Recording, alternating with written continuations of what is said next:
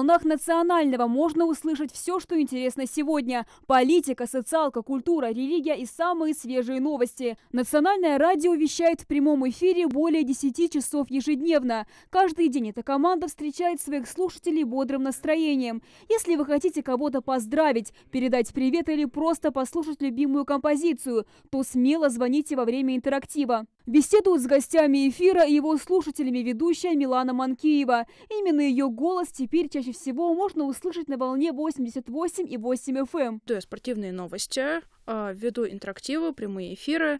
Вообще, в принципе, достаточно разнообразная работа. Зовем, в принципе, гостей и спортсменов, и общественно-политических деятелей, и работников культуры, искусства. Очень, я бы даже сказала, динамично продвигается все. Еще одна полюбившаяся радиослушателям программа «Час ингушского языка». Проект был запущен специально к декаде ингушского языка, и по многочисленным просьбам слушателей программа стала круглогодичной. Ведущие и гости в рамках этой радиопрограммы общаются исключительно на ингушском языке. Слушатели могут позвонить и обсудить любой вопрос, касаемо родного языка.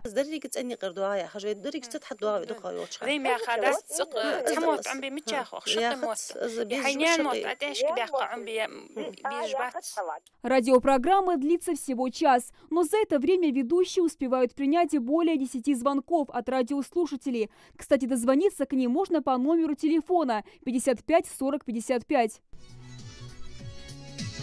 Особо тщательно готовится к своим эфирам Ахмед Тангиев. Ведущий понимает, в программе духовно-нравственного направления просто нет права на ошибку. Я стараюсь и надеюсь, что я донесу до людей правильное понимание определенного аята со смыслом, чтобы люди знали, о чем конкретно говорится в этом аяте. Здесь стараются учесть вкусы всех своих слушателей, чтобы каждый смог найти для себя, что ему интересно. Благодаря инициативе и труду каждого сотрудника радио быстро завоевало своего преданного слушателя. Поэтому прямо сейчас настраивайте свои приемники на волну 88,8 FM.